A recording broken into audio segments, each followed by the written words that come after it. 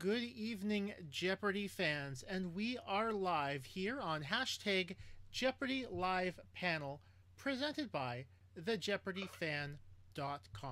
Once again, and as always, I am Andy Saunders, and I will be moderating tonight's episode of hashtag Jeopardy Live Panel. If you've got anything you'd like to say, we'll be talking about the Jeopardy All-Star Games, which start tomorrow. And joining me on tonight's panel, we have Matt Carberry. Thanks for joining us, Matt. Thanks very much for having me, Andy. It is very much a pleasure and an honor to be on this brief, nearly 8-month hiatus of hashtag Jeopardy Live Panel comes to an end, to be the first guest, and especially on such an auspicious occasion as another all-time tournament when we get to see 18 of our favorite players from the last nearly 2 decades go at it in this unusual format, which I know you're going to tell us about very soon. So basically, what's going to happen? Well, first of all, if you have any comments for the panel, by all means, leave them on the YouTube chat. I'll also keep an eye on the hashtag Jeopardy Live Panel, as always, on Twitter. It's been a while since I've had to put that one up, but I also expect that most of our listeners at this point are probably going to be still watching Alex Trebek with Michael McKeon from 92Y in New York City, and so if I caught the first hour of that, and I was quite entertained by it. How did you feel about it? Did you watch much of it? I actually did not, because I was getting a little bit of last bit of prep in for this, taking some last minute notes and looking at these players and these matchups. I mean, I'm pretty sure that you'll get a chance to afterwards. I have a feeling the video will be archived in some fashion online. So yeah, I expect later tonight or tomorrow I'll be able to look at it, and I will. Yeah. So the tournament itself kind of has a bit of an unusual format. Basically, you've got the 6 teams captained by Buzzy Cohen, Brad Rutter, Colby Burnett, Austin Rogers, Julia Collins, and Ken Jennings. And back in September, they picked two other players to come up with teams of 3. So basically, what's going to happen? You've got 6 teams of 3, playing in 2 first-round matches. All of the matches are 2-game total point affairs. The first round matches will take place over 3 episodes, as the show is going to include some interviews with the contestants. They want to, talk about strategy, if the promos are any indication, it looks like there's going to be some trash talking involved, and something that I'm kind of looking forward to the trash talking a little bit, just because it's not something you usually get to see on Jeopardy. There's usually a little more congeniality between the players, so I'm kind of looking forward to having seeing some trash talking there, and I've even seen a little bit on social media. But back to the format. You've got 2 first round games. The 2 winners of those games go straight through to the final. On Monday, March 4th, Tuesday, March 5th.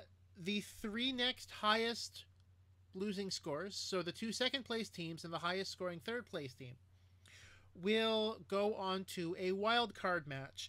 If you're at all familiar with Olympic rowing or canoeing, it's what they like to call the repechage, where basically those players, or those teams, I should say, will play for the 3rd spot in the final. So basically, well, I mean, one question that has come up a little bit on the social media circuit, as it were, and I just lost my bet with Rob Werman, great. But one question that we've had on the social media circuit is, why would this tournament start on a Wednesday? And I noticed you had a really good answer to that on Reddit, so I thought it would be a good thing for you to share that with the panel here, or with the live broadcast here. All right, thanks, Andy. So there's one aspect of that is particular to this tournament, and there's one aspect of that is more evergreen, more global reason why. Specifically to this tournament, As you said, the first two matches are going to play out over 3 days. That's the same way they did the IBM Challenge. First game is going to be split over 2 days, and the second game played in a single episode, just like a normal game of Jeopardy. So the way that ends up lining up is we will have first match Wednesday, tomorrow, Thursday, and Friday. Then we'll have the weekend. Second match will be Monday, Tuesday, and Wednesday, followed by that wild card match on Thursday and Friday, and then the final following Monday and Tuesday. That way, none of the four matches is in the middle, in progress, over either of the 2 weekends of the tournament. More generally, why the show goes with this Wednesday to Tuesday format, they've done it for a number of different reasons. There's a number of things. Mostly we see it in November. In fact, the first time it was ever done was in season 17, November 2000. As it happens, Pam Mueller's College Championship. That was the first tournament ever started on a Wednesday.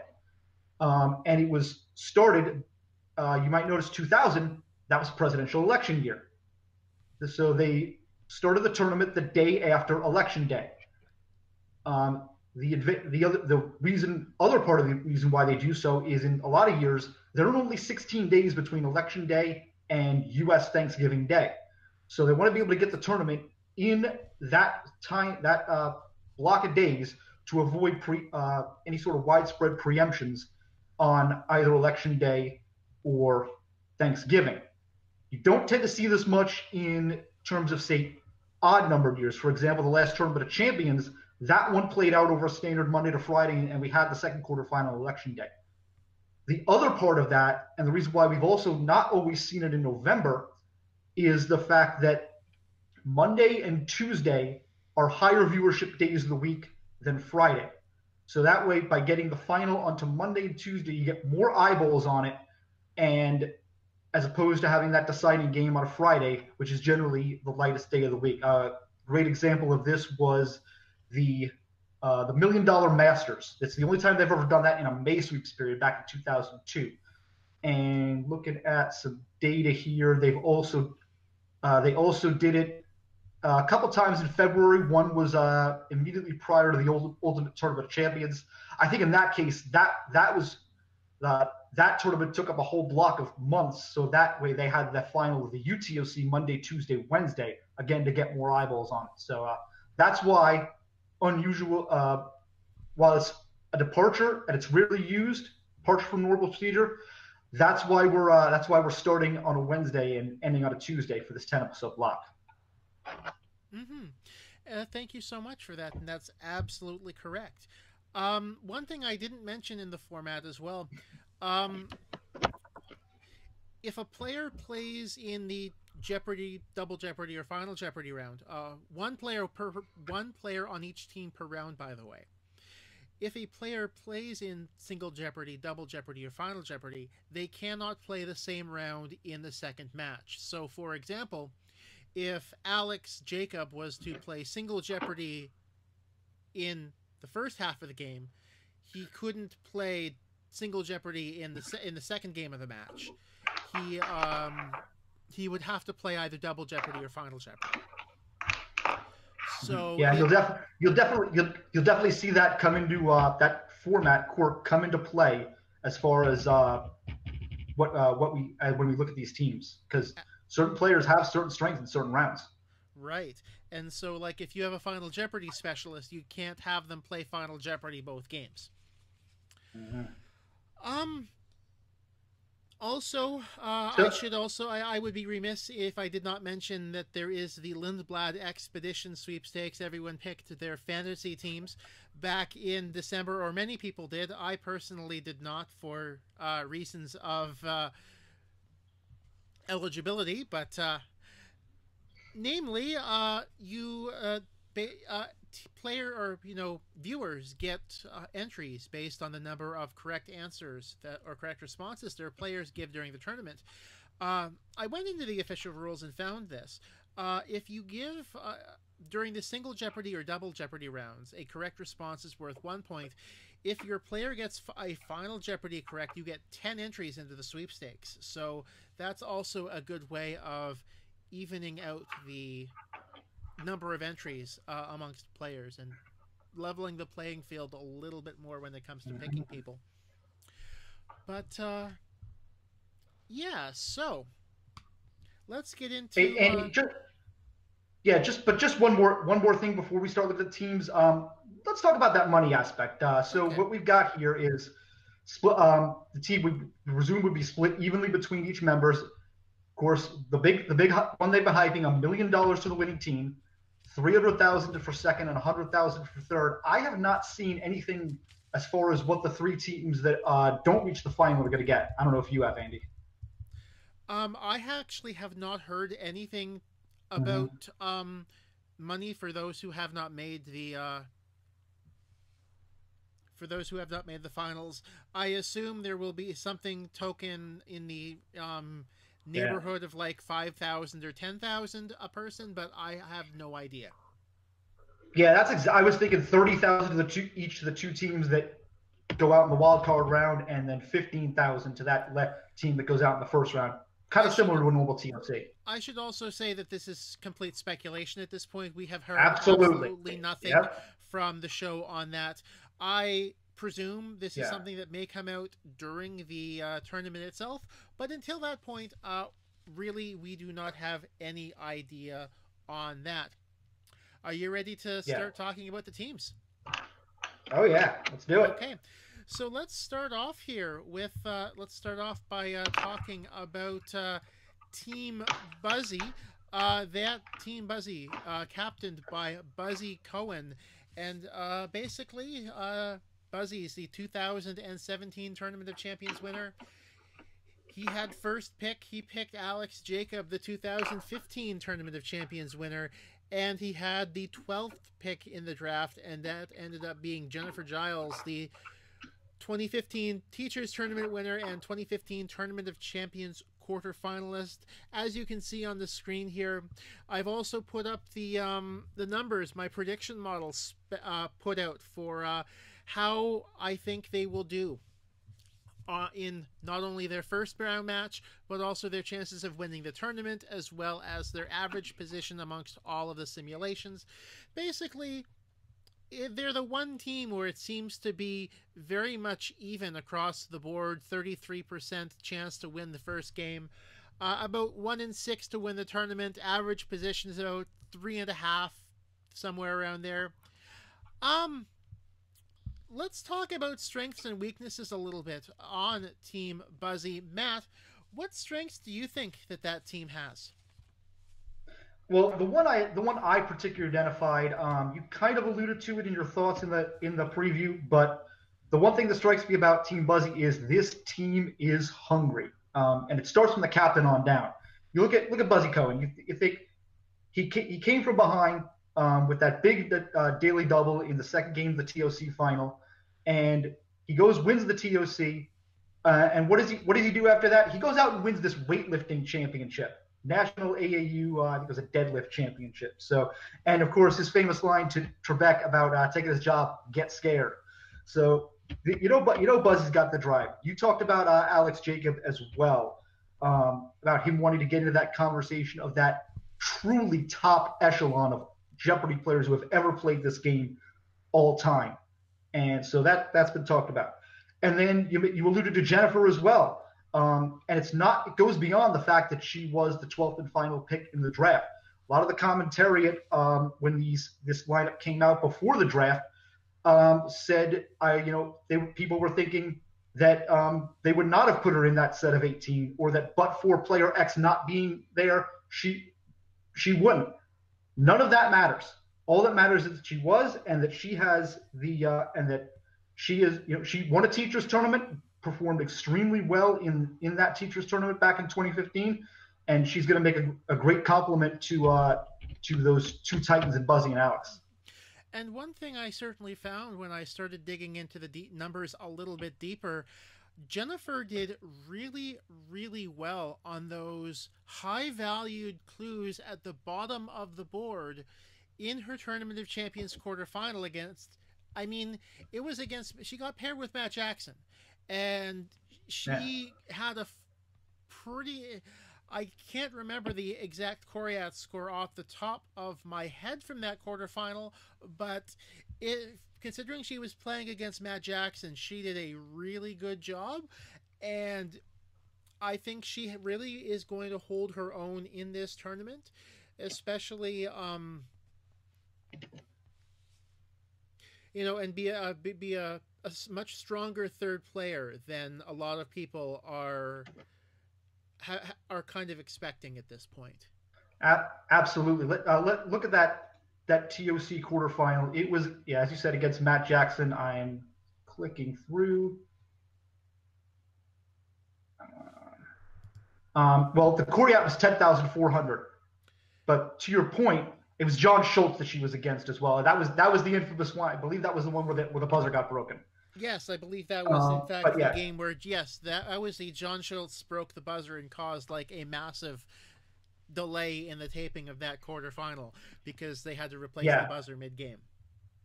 Yeah, but to that Coriat score and to her skill at the bottom of the board, 10,400 on only 9 correct responses. That's pretty impressive.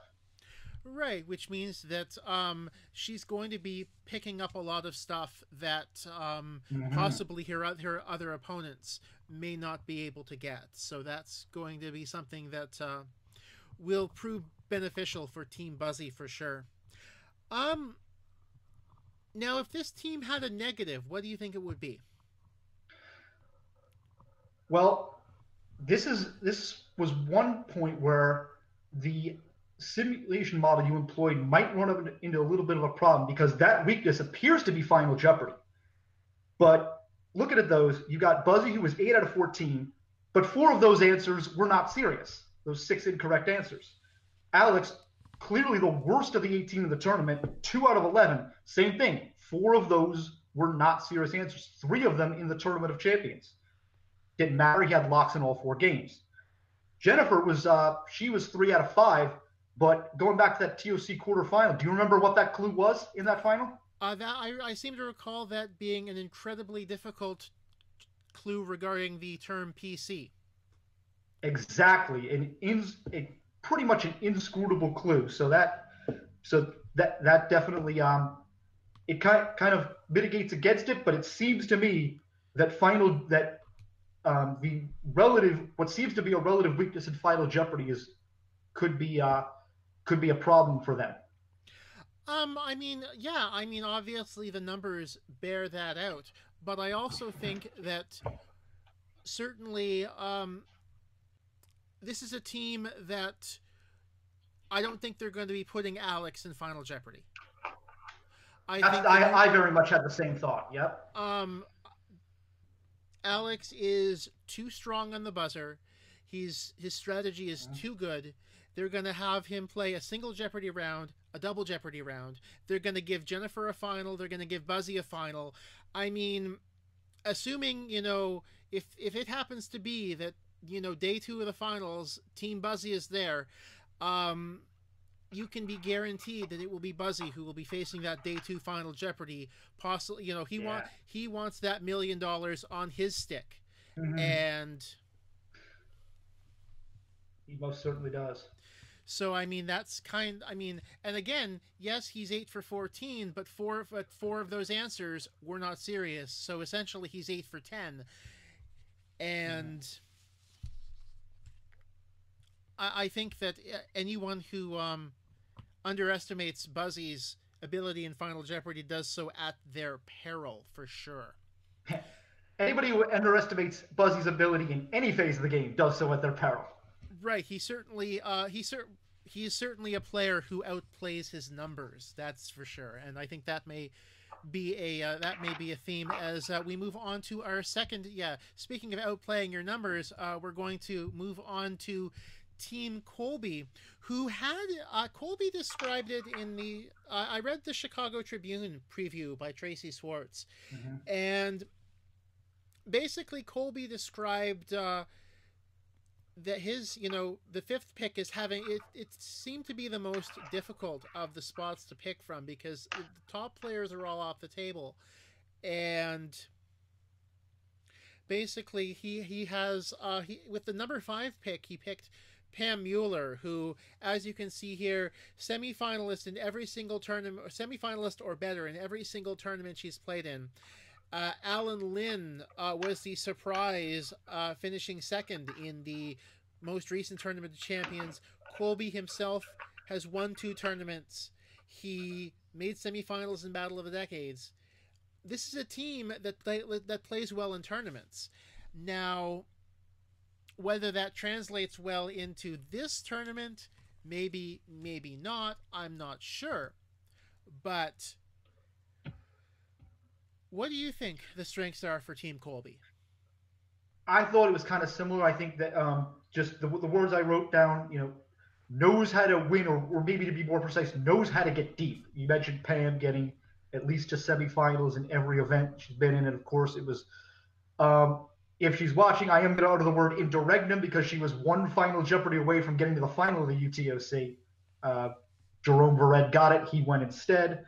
Alan, not quite as experienced, but we know he can turn it on. He had a couple of games with 27 and 28 correct in his regular run, and then it may have been a little bit of recency bias when watching that TOC quarterfinal, but that's when he really absolutely turned it on.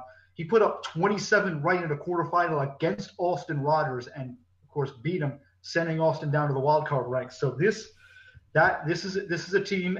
Alan has that another gear that he can go to, and I think with the stakes as high as they are, I'm sure Colby and Pam they're battle tested under tournament pressure, and they will see if they can do that as well. Yeah, and I mean, unlike a lot of the teams, especially coming out of the draft, there were a lot of the people talking about how this team doesn't really have a weak link. Like, this is a team that I would not be surprised if when their weakest player goes up against the not so strong players of the other 2 teams, that's going to be a spot where they have an advantage, because I would say that Pam or Alan or Colby are stronger than most of the other players in the field who weren't their team's first pick. Mm-hmm. Yeah. Now, in terms of things I saw when I was looking through the numbers, this is a team that hasn't made as much money on the daily doubles as some of their respective opposition. Now, I don't know if that's just because tournaments reward more conservative bets early on, or if this is going to be an actual issue for Team Colby, but the daily doubles may prove to be difficult for them. Yeah, and this was the weakness that jumped out at me as well, because you could convert. Converting rates are what on daily doubles is one thing. These teams are kind of these 3 players, I should say, they're in the middle of the pack as far as that. But you can't convert daily doubles that you don't find, and all 3 players on this team are less than 50% on their find rate. And this, I'm gonna come back to this with the next team, but that was the big glaring weakness that I saw. I did not really dive deep into their games to see to the extent that they were hunting or maybe playing straight down the board. But that was exactly the number that jumped out at me. This is a team that does not pick up as many daily doubles as others have done. Yeah, and that's certainly reflected in the model as well. They were actually the only team that the model actually needed to adjust downward for daily doubles. Everyone else kind of got a slight upward bump. The model kind of worked a little bit against Team Colby there. Before I get on to Team Brad, there are a couple of things in the chat that I want to mention a little bit. Jason Sterlacki has basically everything we've said about Buzzy. He's kind of like agreed for obvious reasons. Do you expect the this is one's from Tyler M. Do you expect the clues for the All-Star games to be more or less difficult than the usual TOC level? I think that at easiest they will be TOC level. At most difficult, you will see it commensurate with Ultimate Tournament of Champions final rounds, $1 million Masters level, Battle of the Decades level. So these are going to be the toughest. These are going to be some of the toughest questions Jeopardy will ask. Expect to see some really difficult things. Some trivia about Team Colby from Pasha Patterson. Team Colby is the only one that has two players who have never played in a regular season game. To that point, with regards to Team Buzzy, they're the only team with two Tournament of Champions winners on it. So that's also a good thing to point out. Yeah, that's the only team with two different TOC winners. So that's that's a team that knows how to win the big games as well. Yeah, I think that's good. Yeah, that's good in terms of various things I want to kick in from the chat at this point as we move on to talking about Team Brad. Brad ended up with the 6th pick in the snake draft, and if you're a fantasy football fan, you know that being at that, having 2 picks in a row can end up being a huge advantage to you. And Brad had Larissa Kelly and David Madden still on the board, and he took them both. Larissa, the 2009 Tournament of Champions runner-up. David Madden won 19 games in 2005, made the Tournament of Champions semifinals, and as you can see there by their stats, the model has Team Brad as the favorite, and I don't think that it would be hard-pressed. I mean, I think that if anyone could disagree with that,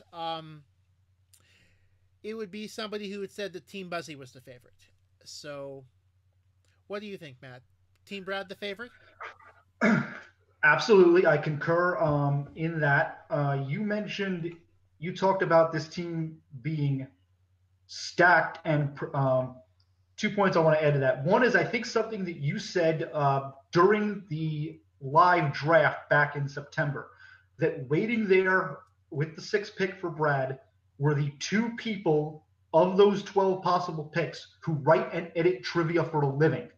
You have Larissa with Noakis. I'm not sure which academic competitions. David with the national history base. So this is literally their lifeblood, and Brad was able to pick them both up with those 6th and 7th picks, and that adds directly to that team strength as well.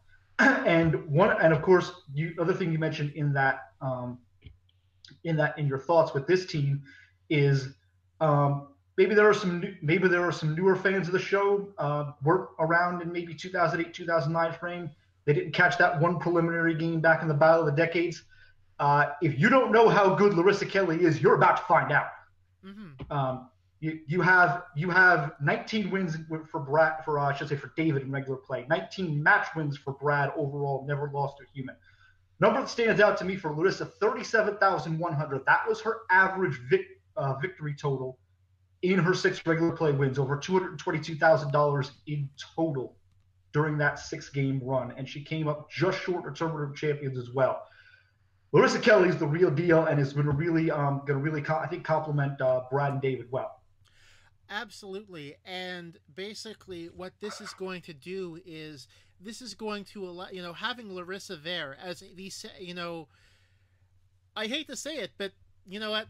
Because Brad is still in the, still most people consider him to be the number 1 player of all time. Larissa is definitely the 2nd best player on this team, and I mean, she can afford a lot of flexibility in making sure that Team Brad has a very strong player when they need a strong player situationally.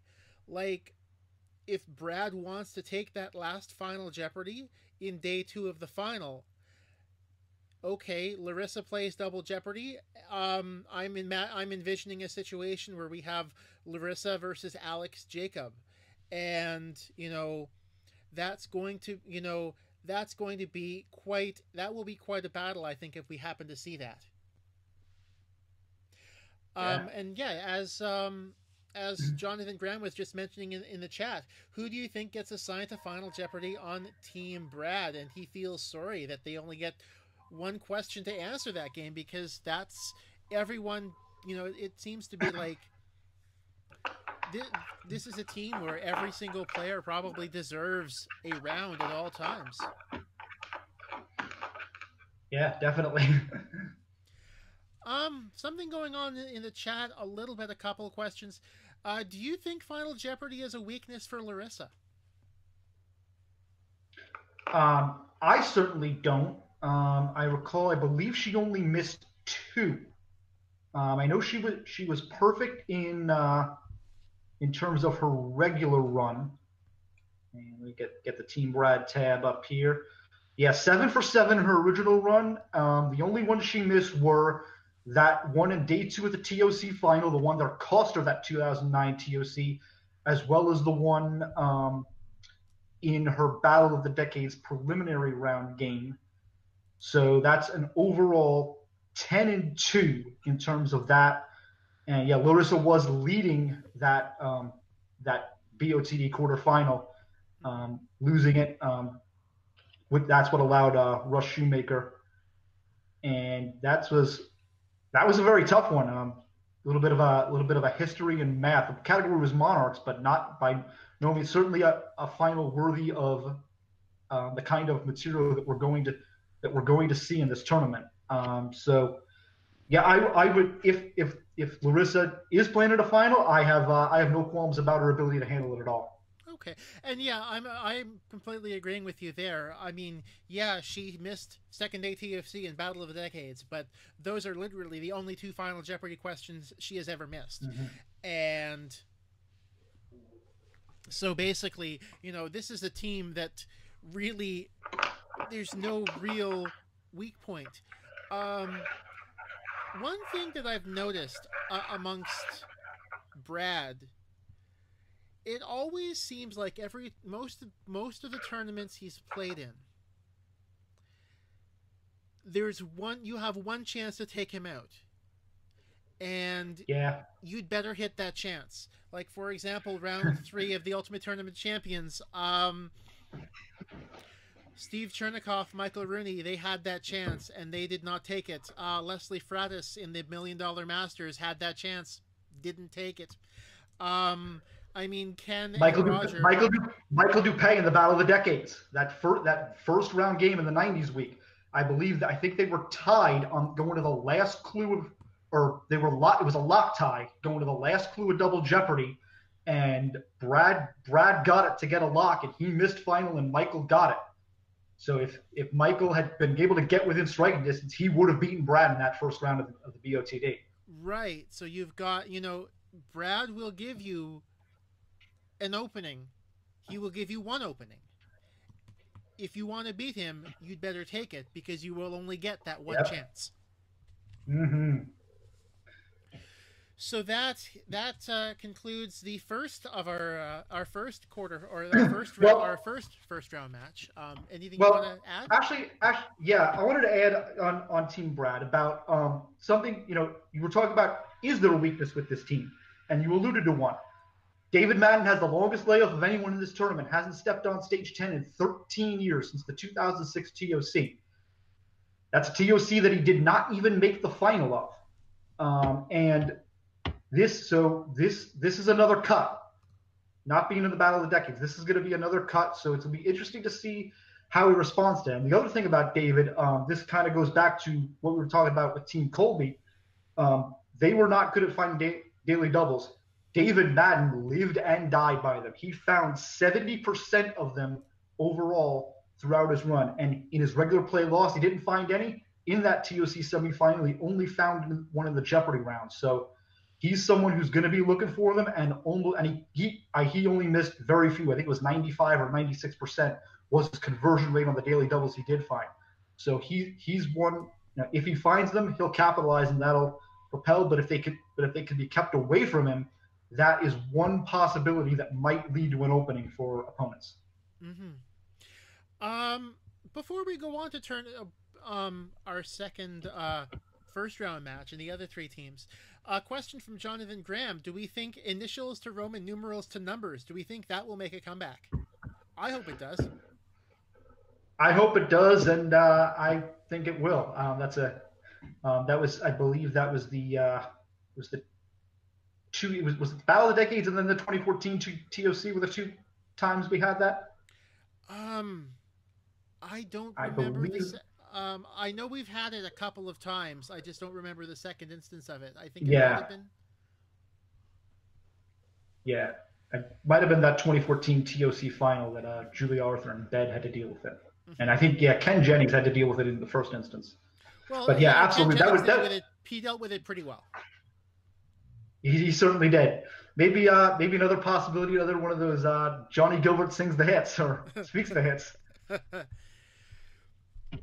So, moving on to our second of the first round matches. This is the one that will take place Monday, Tuesday, and Wednesday of next week. And the first team we'll talk about is Team Austin. And of course, you have Austin Rogers, Roger Craig, Leonard Cooper. This is a team that is built like Austin. You know, aggressive wagers all the time on daily doubles. And yeah, this is, as you can see by the numbers, you know what? They're 36% to win the first round. They're 47% to come third. Of all the teams in the tournament, the model predicts this team comes last the most often. This team is not going to finish second.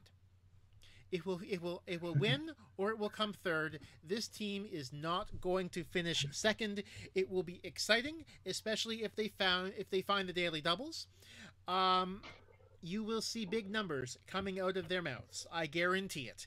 But yeah, big bets, big volatility. That's kind of where we go with this. Do you have anything else to add? Yeah, I would agree. Yeah, they will win or they will come third in the first match, and indeed they might indeed be the one team that's on the sidelines on that second day of taping for the final two matches. Definitely the most likely to do so. One thing I found interesting about this team is, you got a lot of different approaches to the game meshing here. You got Roger Craig, who mined J Archive very deeply in preparation for his original appearance. That kind of data-driven preparation. Austin, through his bartending at the Gaff West, absorbing knowledge that way. And Leonard Cooper, who's a full-time student, of course, anything anatomy or the body human is going to certainly benefit this way. So that's a different regional approach that I thought was found interesting, and see how they come together. But as far as the weakness, you hit it on the head. This could be Roger's TOC final when he went true daily double, and quadrupled up. Or it could be the Battle of the Decades final when he dropped to 0 on the first day and didn't even play final in that one. It will be feast or famine, and I'm just as interested as you are to see which one it's going to be. And, well, you know what? One thing that we were talking about hunger a little bit on some of the other teams, and I fear I may have given this team a lot of bulletin board material back in September by saying that this is the team that was, talking about, this is the team that's going to, most likely to finish in 6th place. And I feel like Austin is going to be reminding me of that if he happens to make it out of the first round. So yeah, you may not have been at stage 10 in person on those 2 days in early January, but it seems like you were there in spirit. It certainly sounds like that's probably going to be the case. Another, obviously, having come from the teen tournament and not having played in a tournament of champions, the prediction model was not kind to Leonard. He obviously hasn't been on the set since he won the teen tournament. Yeah, smallest sample size in the field, only 4 games to look at. Right, so it was really tough to figure out what to do with Leonard and even how to rate the material he played. And even then, and you also think about that under most tournament circumstances, he wouldn't have even gotten into that final. He only did so because there was a 0-0 game in one of the other two semis. Right. And I mean, that was, I mean, for what it's worth, everyone probably plays that third semifinal a lot differently when it's winner take all, as opposed to, well, as long as you're over this score, you've got another way in.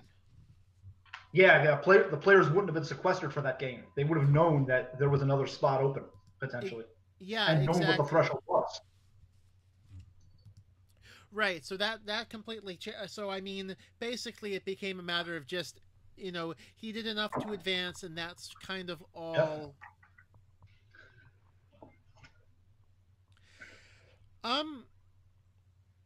Do you have anything else you'd like to add to Team Austin?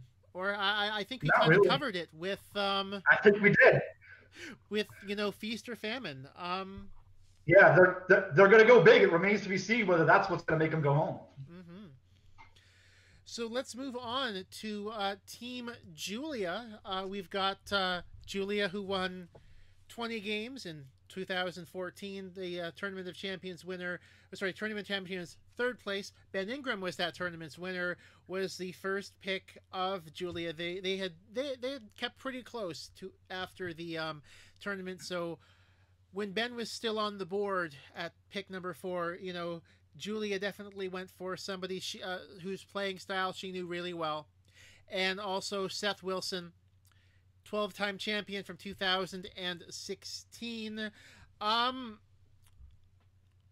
This is a team that obviously not the favorite to win in the opening game, but certainly depending on what happens with Team Austin, this team could certainly be a beneficiary of if there happens to be a crash and burn in the opening round. Obviously, this makes things look a lot better for Team Julia. One thing I do want to say, obviously, the prediction model deals with the data it has. It does not make adjustments for how contestants might be feeling health-wise. And, of course, dating back to 2014, Julia Collins did have a rather serious flu during that tournament, and she was still able to play well enough to make the final. So imagine what she would have done if at 100% health. Here's what you've got going into this tournament. Yeah, as far as that play, I definitely recall a very tricky wagering scenario. I believe it was similar to the one we saw in last night's game, and also a tricky clue about Capitals that she had a solo get with Wellington, which I kind of do want to throw in because it's a great city. Fair enough, yeah. But yeah, I remember when that tournament was happening, Keith Williams said that he was in the audience and he would have spent as much time as Julia did on trying to come up with the best wager on that scenario. Yeah, which was 15 minutes. Yeah, something. It took a while, that's for sure. Ben is certainly the biggest Final Jeopardy specialist in the field. The only one he's ever missed was day 2 of the final, of the TOC final. Pericles of Tyre. Yep. Pericles of Tyre.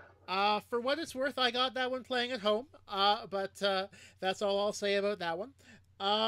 Yeah, but Ben is definitely the best in the field in Final Jeopardy.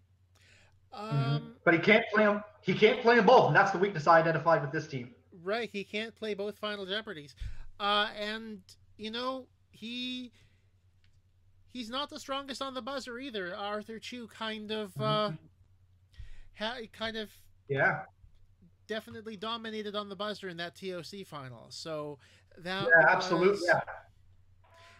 That TOC final was defined by 1920. That Final Jeopardy on the first day, which to this day still one of the most spectacular gets by Ben in recent years. That was it was a category that was in his wheelhouse, but an incredibly difficult clue and a great pull, and that was what won him the tournament.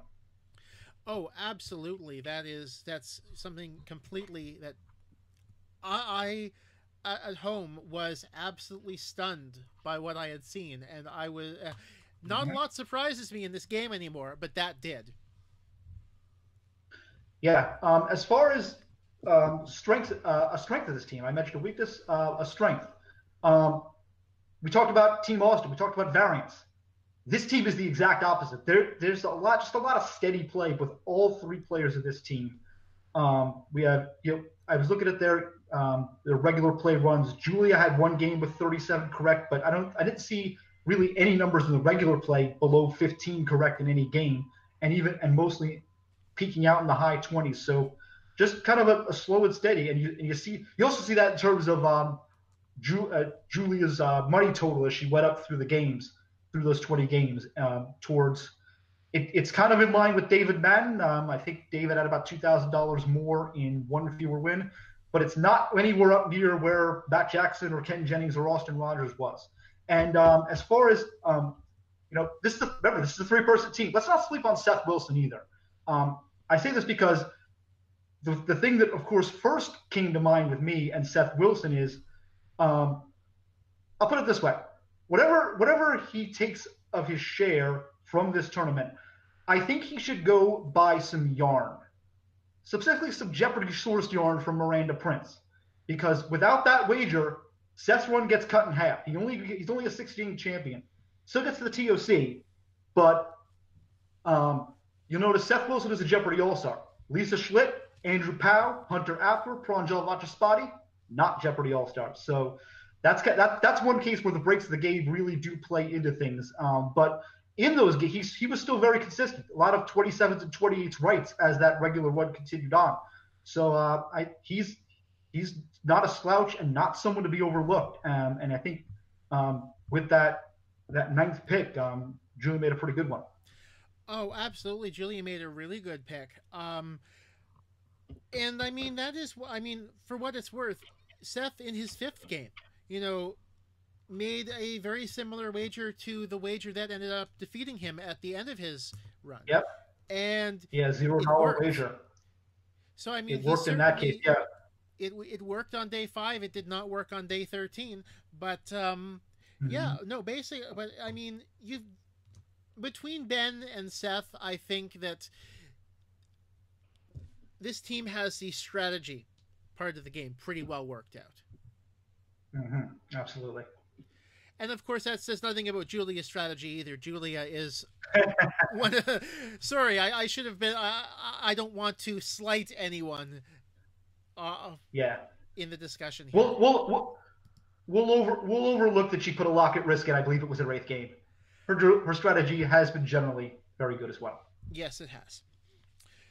So, we've gone through 5 of the 6 teams.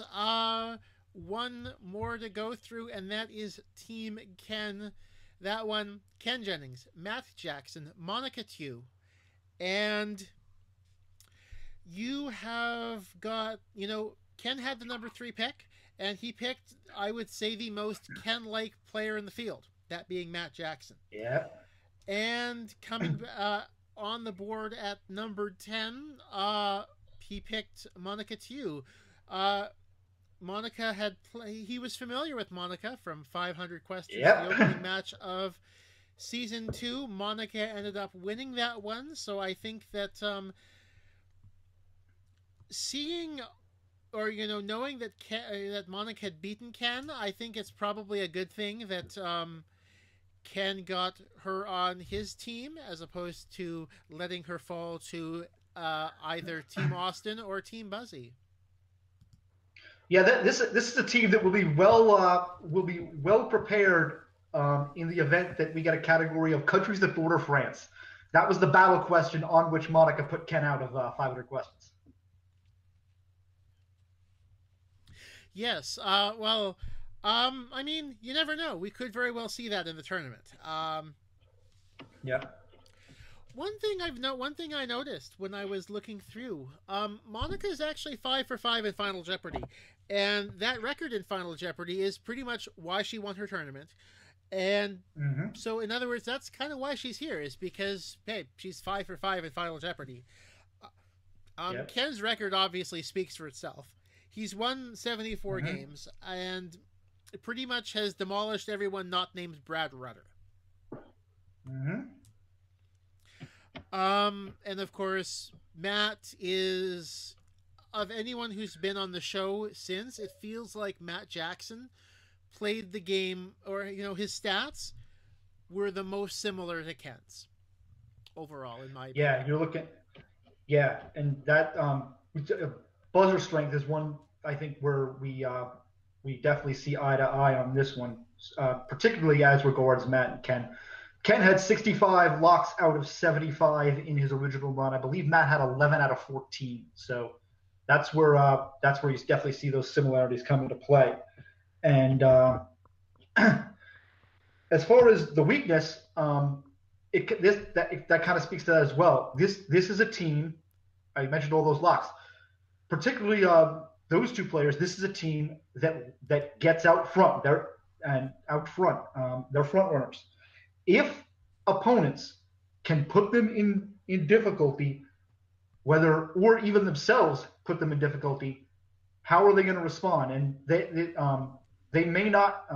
Sometimes in previous instances, they haven't been up to that pressure. You mentioned the nemesis, of course, Alex doing that to Matt Jackson, Alex Jacob, that is, and Brad Rutter doing that twice in finals to Ken. So that's going to is where I think the interest is testing. And yes, Monica took out Ken after only 4 questions in 500 questions, but she lasted 53 herself, picked up I think nearly $30,000. So we know from that she has the trivia chops as well, and of course she has the hair. Not that matters. Yeah. So some comments here. Matt plays at a very fast speed, and of course, you know what? That according to Jonathan Graham, people play at the speed they're comfortable with. Matt just happens to be more comfortable at a higher speed. And you touched on it right there. If the final happen, you know what? There are a lot of the prediction model, or my prediction model, a lot of the time, the most popular final was Ken, Brad, and Buzzy. You know what? Ken and Matt both have nemesis here. So yeah, and that could make things really interesting. Yeah, another interesting thing, and I thank Jonathan for that comment about Matt playing fast, because it brought to mind a thought that I had earlier. The thought of the Jacob Pauls. Alex likes to take a lot of time, sometimes when he wagers, definitely when he's responding on those daily doubles. The thing about that might, on one hand, that might serve to slow the game down a little bit. But on the other hand, for these two, not only do we have the fact that these 2 first-round matches the first game's going to be played out over 2 days. With wild cards in play, you've got to presume that they must clear both boards in both games in those 2 matches. That's got to be in effect, I'm thinking. So that might, in effect, any chance of Alex slowing the game down as he might. I'm not even sure that he's going to do that. I remember the semifinal, the final was TOC. We got through those boards as well. But that speed of the game, I think, is a little bit neutralized in those first 2 matches. Well, for what it's worth, I would be incredibly disappointed if the show set aside 3 episodes to do 120 questions and we were unable to get through them all. So, yep. So from that perspective, I expect that that definitely in the first round matches, all of the boards will definitely be cleared, and I expect that the boards will likely be cleared in the wild card game and the final as well. Yeah. Now, here's a little something that I thought of earlier today in terms of things to ask about, because obviously, the stats are all out there. If you were one of the 6 captains, how would you have made, pick a captain? How would you have made your picks differently? I have an idea in the back of my mind. And I'm curious to see what you would say to this as well. And in chat,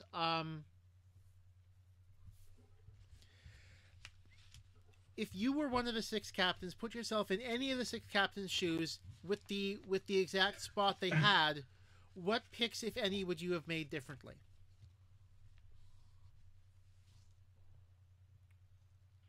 Well, I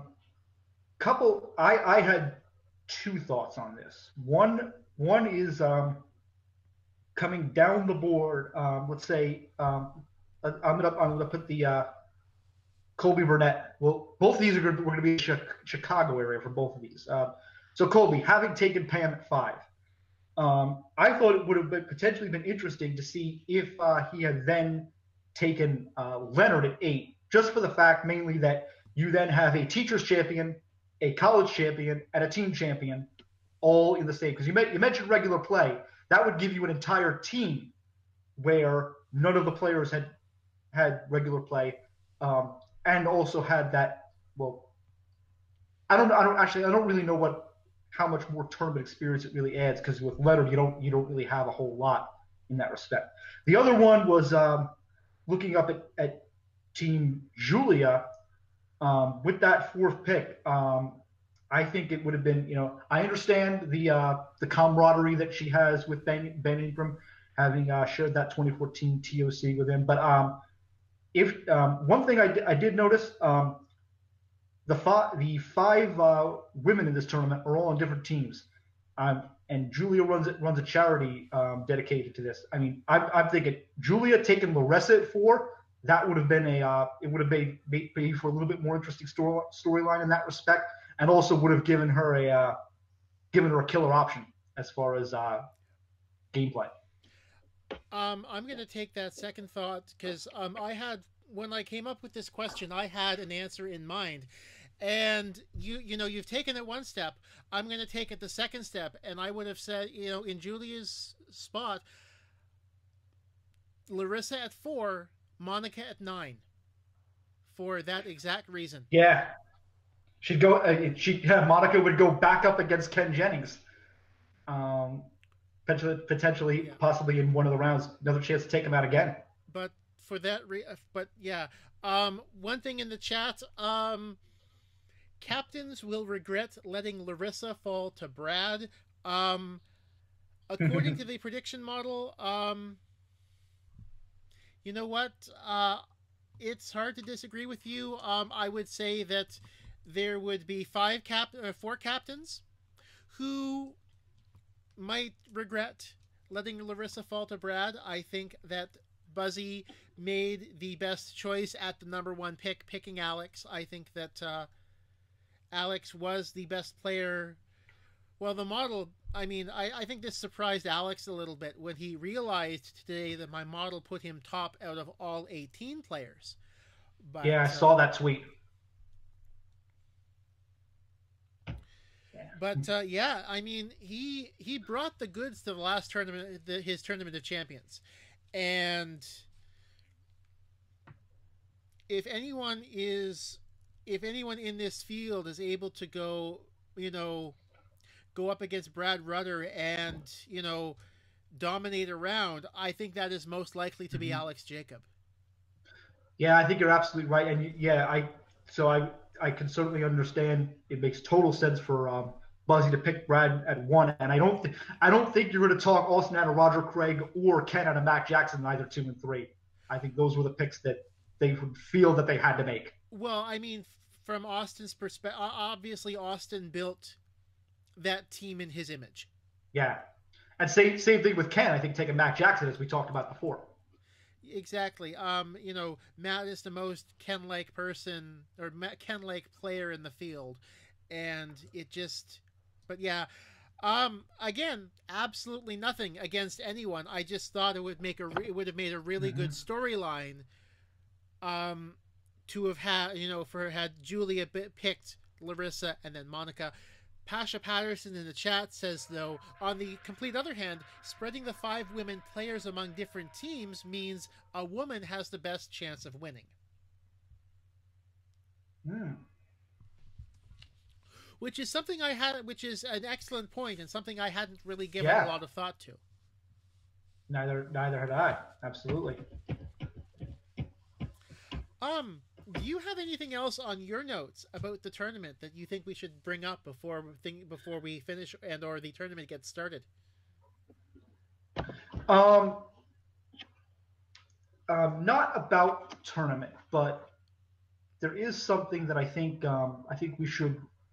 I should say not about this tournament because it does involve a tournament that we should remark on, particularly given this is the first Jeopardy live panel in 8 months, and particularly that it is the first hashtag Jeopardy live panel since the last weekend of January. That was when we were uh, all shocked and sad to hear the news that the reigning teachers champion from last May, Larry Martin, passed away quite unexpectedly and suddenly. I recall the reporting said that it was a sudden health issue, and Alex Trebek said that it was cancer, and this it certainly affected me, that news, very deeply. I lost my father to late stage brain cancer about 6 years ago, so I know what that is like to have that sudden news and to have very much a sudden your time with your loved one becoming very short. And I had a lot going on in my life at that time as well. And Larry being we talk about how it affects Larry's family. Larry's family being a teacher, it includes all of the students that he had over the years, as well as his fellow faculty members. And being a Jeopardy champion, it includes his 14 opponents in last year's teachers tournament, as well as every one of the entire community of former contestants and fans like ourselves around North America and around the world who fell in love with his performance. So I wanted to say that it is most unfortunate that for the second straight tournament of champions, there will be a 16th player watching above the other 15 who duke it out, as we expect they will this coming November. But Larry Martin will be there in spirit with them and with us when that tournament happens. And I hope that he's remembered not only during that TOC, but also I know this during the teachers tournament as well. So I just wanted to share here my condolences, and I know Andy, you shared as well with his family, both immediate and extended, and with everyone who was saddened to hear of his passing. That's very well said, Matt. Very well said. So, on that note, the Jeopardy All-Star Games, they begin tomorrow. Check your local listings. They go, once again, Team Buzzy, Team Colby, and Team Brad are the three teams who will play in the first match. One thing I should also say, because wild cards are at stake, Team Austin, Team Julia, and Team Ken were all sequestered during this first round match. Mm-hmm. So, do we have? So they'll have. They had no idea what happened. No idea what the target score was going to be. In terms of having Jeopardy live panel throughout the tournament, yes. Much like, in case you haven't noticed, by the way, in case you haven't been paying attention to Jeopardy.com, Jimmy McGuire is going to be doing an All-Stars Insider after every match of the tournament. Along the same lines with the schedule, I will be setting up hashtag Jeopardy live panel episodes. Obviously not the same time as All-Stars Insider, because that would be a really silly idea, but likely at some point after each of the matches, before the next match gets underway, I will endeavor to have some sort of hashtag Jeopardy live panel episode. Other than that, Matt, thank you so much for joining me tonight. You're welcome. I appreciate the invitation very much. Okay, so on that note, for Matt, I am Andy Saunders. Thank you all so much for watching this episode of hashtag Jeopardy live panel. I will see you next time. And thank you all for those of you who are watching the chat and contributing as well. Again, thank you all so much. Have a great night.